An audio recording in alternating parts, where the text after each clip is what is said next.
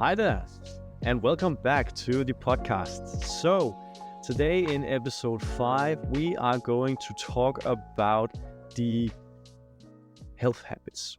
Or, so to say, I've actually chosen to kind of make a new series, which is called Why I Have Chosen This. So, why I have chosen to start doing something, and why I've chosen to stop something, or why I'm still doing something, and why I've never done something along the lines of that. So, today we are going to talk about why I started taking care of my health and doing these health habits.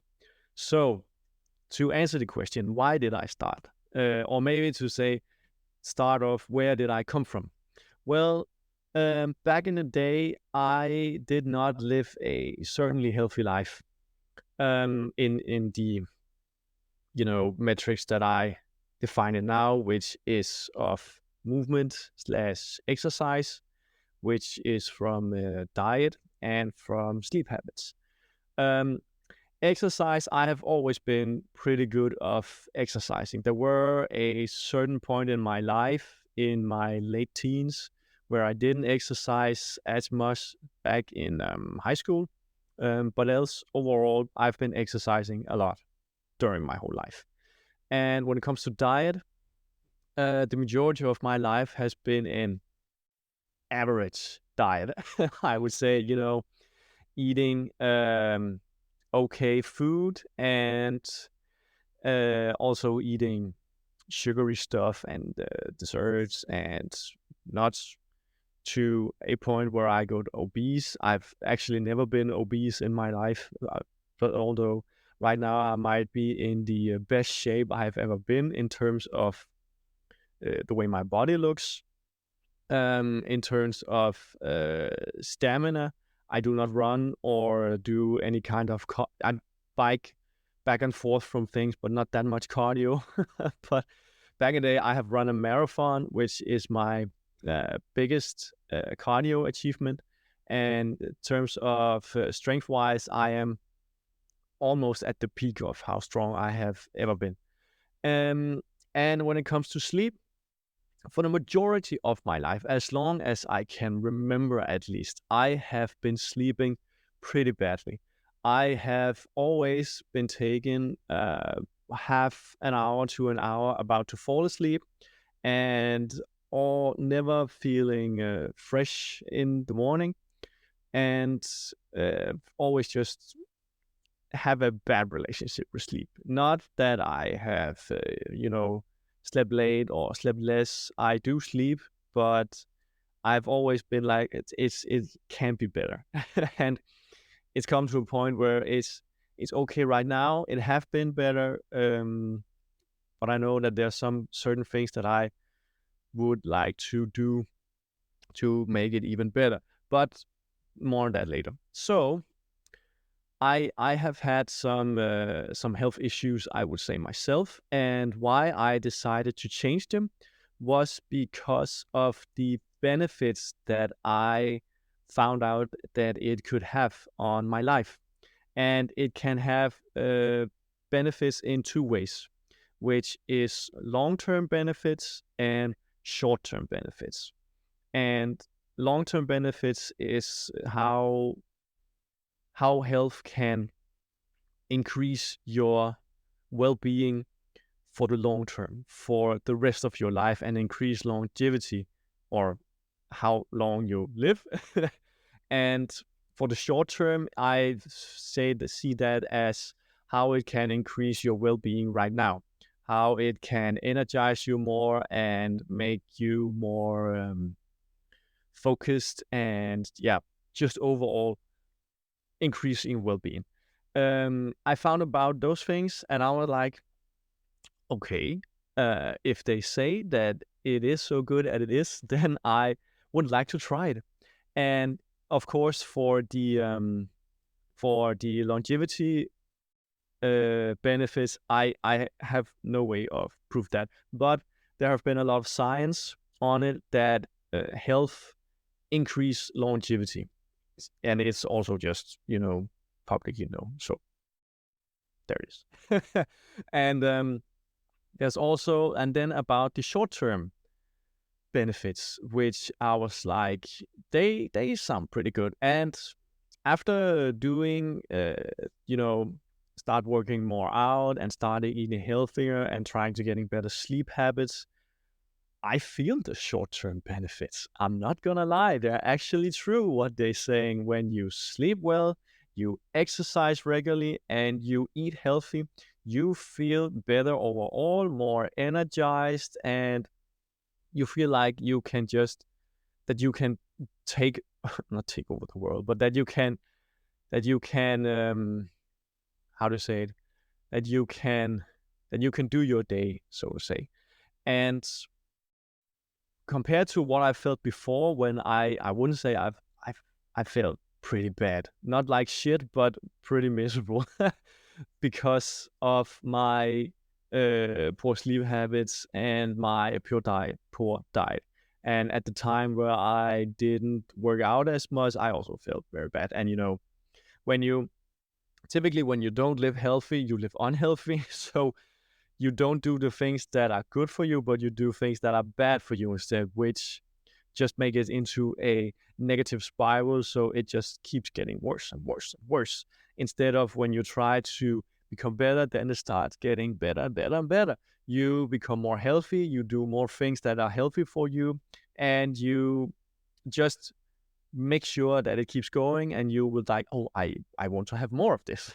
Just get more stuff that is healthy, and also do better decisions instead of doing decisions that are unhealthy for you. So that's kind of the reason why I wanted to get healthy, to get the benefits. And then I realized, okay, it get easier to become or to stay healthy when you are healthy, so to say.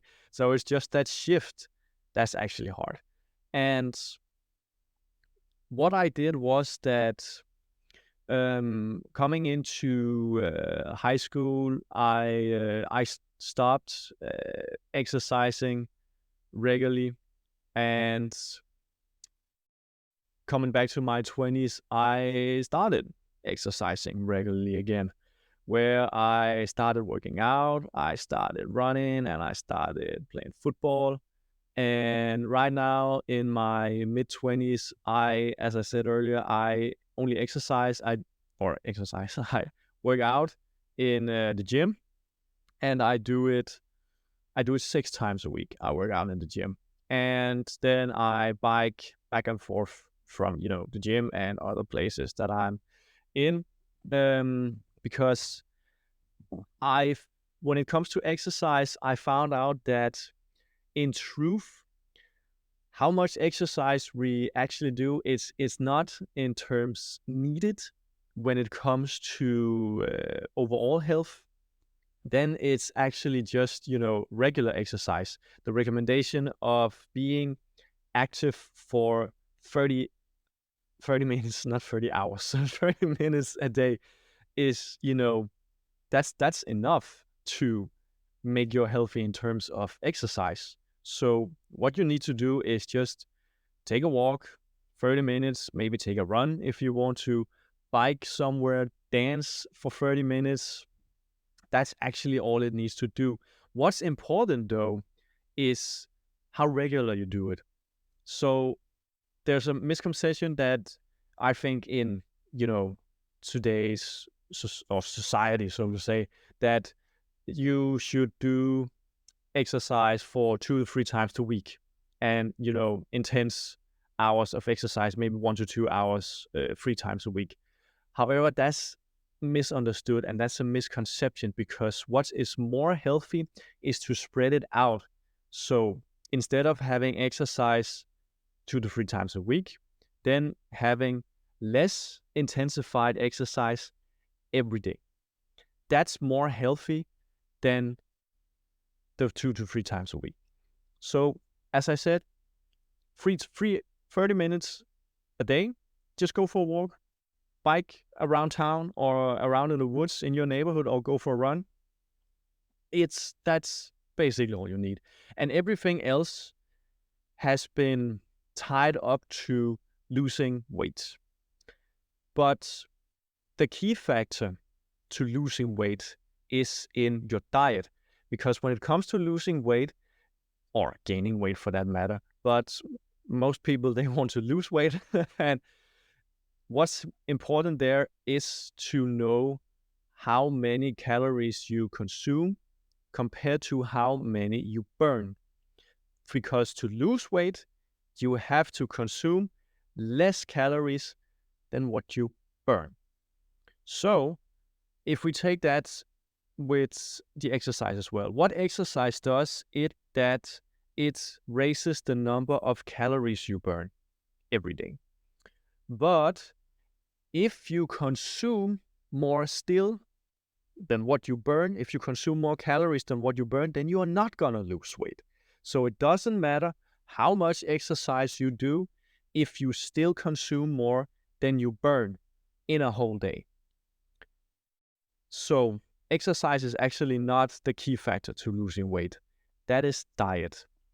So if we just to round up exercise, my reasoning for working out 6 days a week when it's actually not required is because I really like working out in the gym. I really like getting stronger. I feel more confident going out from the gym, and getting stronger and getting bigger. It's very good for me. And if you like it, I can really, I would say, keep doing it.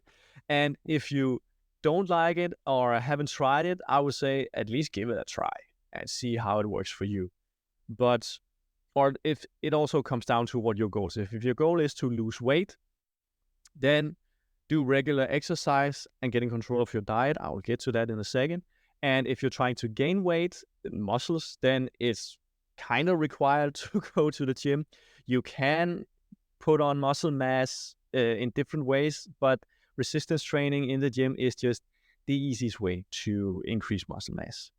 So go to the gym if you try to gain weight. So when it comes to the diet in terms of health, what a healthy diet means to me is a plant-based diet, which is supplemented with supplemented with a bit of meat and also fish, and then with some cheese. Yeah, that's basically it. And it's not a vegetarian diet or a vegan diet. It's a plant-based diet with additions of meat. And why I think that is the best overall diet for health is because of Chris Verberg. I cannot remember if he's from Deutschland or from Belgium, but one of the two. He's a doctor, and he wrote a book which is called the Hourglass Model, which is a dieting model where you have two triangles like on top of each other, like a hourglass, where in the top triangle there are all the foods. There is a, like a the diet pyramid. There's a reverse diet pyramid with all the foods that you should not eat.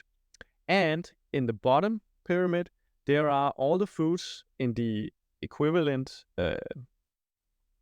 spaces of the pyramid where it replaces the foods that you should not eat with those you should eat. So, for example, in the bottom, there's beverages, where at the top, there are things like a soda, there's juice, there's that might actually be it for that model. And then at the bottom, there are beverages like tea and water. And actually, alcohol and coffee are down there as well. However, the book was written in 2012. And at that time, it was recognized that a moderate amount of alcohol was healthy. However, that has been, or research has shown that that is actually not true. back in 2023, a bigger and well-rounded study came out. And now both Chris Verberg, the World Health Organization, WHO, and Mark Manson, for that sake, have stopped drinking based on that scientific research, and also recommend that people should stop drinking because there's no health benefits to gain at all from drinking alcohol. And I have also stopped drinking alcohol, and I will get back to that in another video. But so that model has alcohol at the bottom, but that should actually be at the top. And it also have other areas, and I believe that you can Google it, the hourglass model, and see all these bases and what foods are in and what should be supplement or replaced by which. But just to have a quick understanding of it is that, beverages, drink more water and drink tea, and instead of, unhealthy sugary drinks. And then the next one is vegetables, where in the top there are things like rice, pasta, bread, and potatoes, which are foods that are very high in glycose, which, they don't seem unhealthy on the surface, but what they do is that they enhance or increase your blood sugar a lot, which is not good for you, because when your blood sugar is increased, then there are a lot of insulin going out in your body to try and stop it, and then it decreases dramatically afterwards. That is, when the extreme case of this is seen, that is usually when you eat sugary stuff, with, candy bars, cake, and stuff like that. But it also happens when you eat foods with glycose. I believe it's called glycose. I'm not entirely sure. But the GI index shows it, where it is a scale from 0 to 100, where 100, that increases your blood sugar like a lot. And that's pure glycose almost. And at 80, I think, is something like cookies and the source of that. And at the bottom, then you have things like nuts and dark chocolate, which is about 10 to 20. Then you have fruits in around 30. And then bread starts at 40, actually. And it's not only bread, it's whole bread, rye bread. And then, light bread comes up, and then comes pasta, and then comes rice, potatoes, sugary foods, and then, pure glucose from 0 to 100. And 100 you don't want to be, and as low as possible is where you want to be. So he says that we should change, rice, pasta, potatoes, and bread out with pure vegetables and fruit and berries instead of those. And also the protein plants like lentils and chickpeas. I cannot remember the words for those. And beans as well. Eat more of those. Replace that with vegetables and greens. And then in the next one, he says you should replace, almost all meat with fish, with soy meat replacements, or just chickpeas replacements, and also with chicken and with cheese. And then there's the next box, which is the snack box. There he says, of course, there are all the snacks, sugary foods, chips, and all that unhealthy stuff. Replace that with nuts, with soy-based yogurt, and with dark chocolate. And then in the last one, there is medicine that should be replaced by clever supplements. There are a lot of supplements out on the market, and in his book, he comes up with some he called clever supplements that you could say might actually be needed, because they are not, those vitamins and minerals are not being, they are not being sufficiently met through a healthy diet. So there's needed supplements to that. Some believe that supplements are not necessary to have an overall good health. However, he believes, and I agree with it, that it's just some clever supplements can be made to make up for even what lacks in a healthy diet. Um, of course, you should still eat healthy, but also take the supplements to make sure you get all the vitamins and minerals that you need. So that's basically his model, and that's the diet model that I follow as much as I can. I have set it to myself not to make my life a pain in the ass. To when I'm alone, I follow this model pretty strictly, to a point where I almost only eat from the bottom pyramid of the foods that you should replace and eat the majority of the time. And when I am not alone, when I am with friends and with family, then I eat what is being served, um, and what is available to be eaten, just out of convenience. That it would require too much effort, and also it would require too many eyes on me to do something different or not eating stuff, which I'm like, people just, I just do it. It doesn't matter that much to me. If I would be completely strictly, then I would do it all the time, which I just don't want to. And that's what I want to do. You can always choose what you want to do with your diet. I just think that you should choose a healthy diet and stick with it. Not to just eat it for some time, but to eat it all the time. And then there's about sleep. So, as I said, I have been sleeping pretty badly for the majority of my life until I was like, okay, now I need to do something about my sleep because it bothers me. So I did. I researched what are the things that I can do to sleep better, and found out that in fact there are only indirect things you can do in your day to, or there's only things that you can do in your day to affect your sleep indirectly. You cannot do a certain thing and say, okay, when I do this, then I'm gonna sleep like a baby. That's just not gonna happen. But I've found these things or this information on the internet, but I found out pretty recently that there's a book called Why We Sleep. And I cannot remember what his name is. His name is Matthew. It might be Matthew Walker, and I'm not sure of that. But he has made a book of Why We Sleep. He goes a lot into, the science and research behind sleeping, and talks about why we do it and why we need it. And also, as far as I know, he comes with some recommendations what to do at the end of the book, or at least in the book, to what you can do to sleep better. So some of the things you can do is to go to bed and wake up at the same time every day, even in weekends. That's gonna be a major benefit for your sleep, because of the day and night routine. When you have a fucked up day and night routine, you're gonna sleep like fuck and you're gonna feel like shit. So get your day and night routine fixed.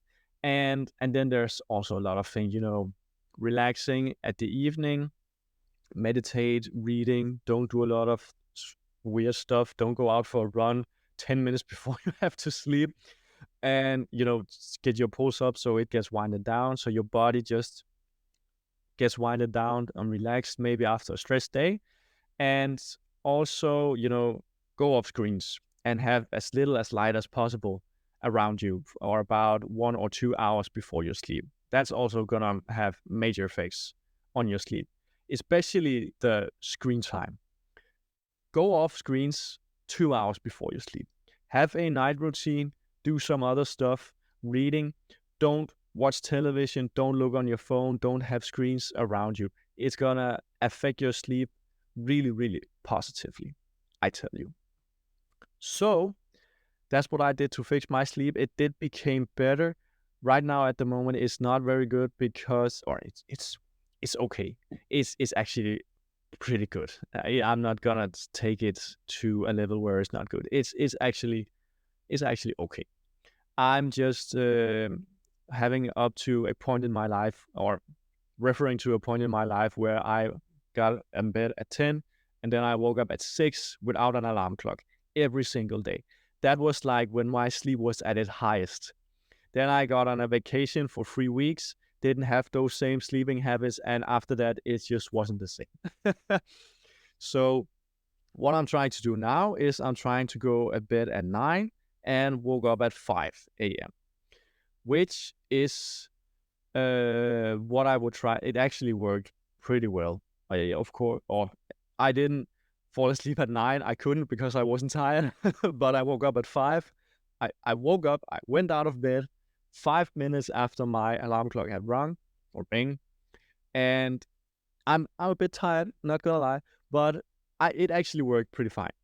And I do that because I would like to have something out of my day, and I don't use the night hours as much because I don't watch television or play video games and such of that. So I'm like, I can switch, but yeah, I can switch. I would really trade an hour in the evening during or for an hour in the day. That I would really do, and that was one of the main things or main arguments for just to go to bed 1 hour earlier and wake up 1 hour earlier, to have 1 hour more during the day and have 1 hour less in the evening, because I just found myself listening to audiobooks in the evening, and I was like, should I really just listen an hour to audiobooks?